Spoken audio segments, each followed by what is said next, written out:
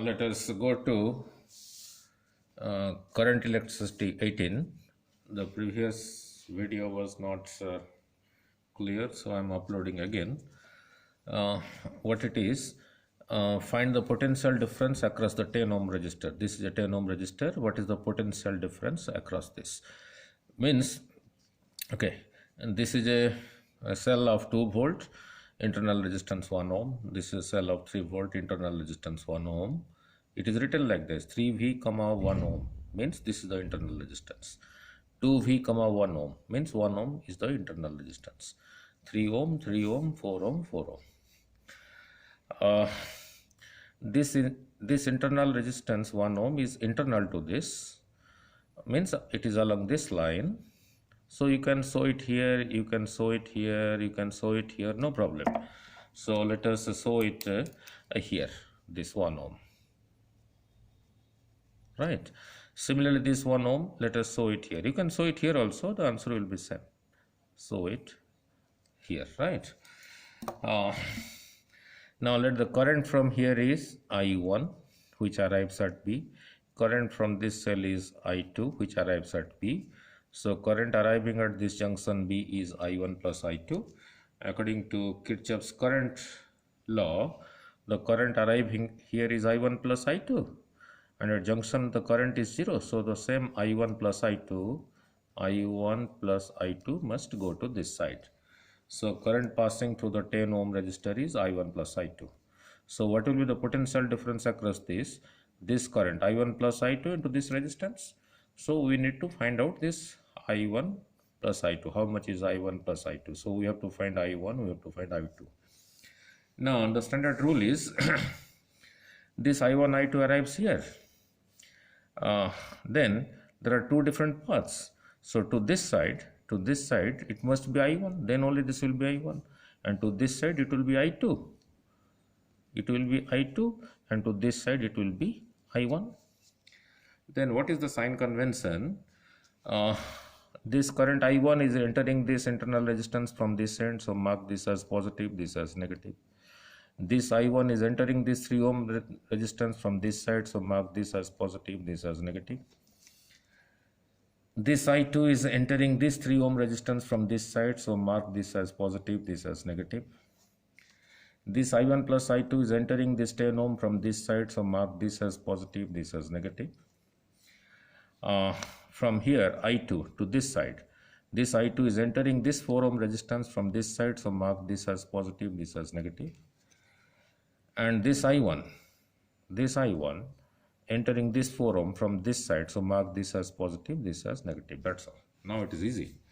So let I1 current from the cell, this cell having 2 volt 1 ohm internal resistance, I2 current from the second cell, this having 3 volt 1 ohm resistance. So the current in the 10 ohm resistance is I1 plus I2, I1 plus I2. Now apply a Kirchhoff's voltage law to the loop ABEFA. ABEFA. You can start from any point. You can start from here, you can start from here, you can start from here, you can start from here, you can start from here, you can go clockwise, you can go anti-clockwise, no problem, the answer will still be same. So let me start from here. So I1 into 3I1, I am arriving here, so minus 3I1.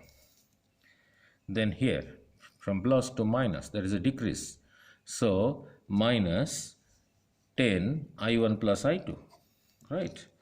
Now then from here plus to minus I am arriving at the negative, there is a loss, so 4I1 minus 4I1. Then here from plus to minus, minus I1 into 1, minus I1 into 1. Then from negative to positive I am arriving on the positive side, so plus 2 volt. So plus 2 is equal to 0. So this on simplification gives you minus 18I1 minus 10I2 is equal to minus 2, cancelling both sides by 2, 9I1 plus 5I2 is equal to 1. So this is your equation 1.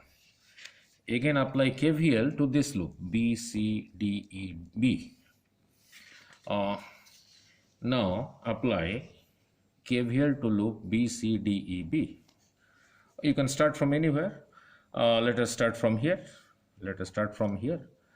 I2 into 3, going from this side to this side, that is a drop. So minus 3I2, minus 3I2.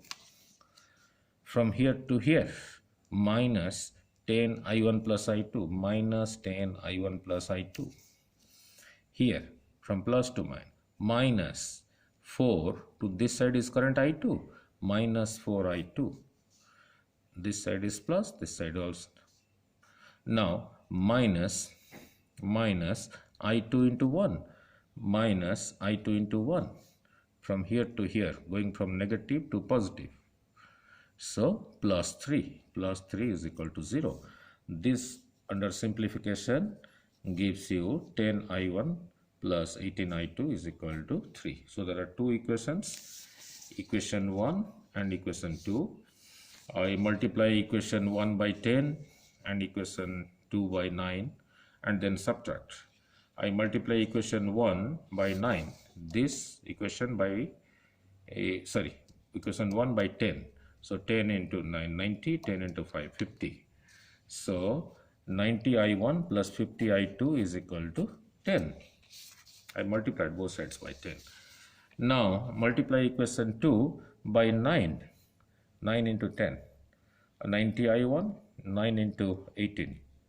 162I2, 9 into 3, 27. I subtract. So minus. So this cancels.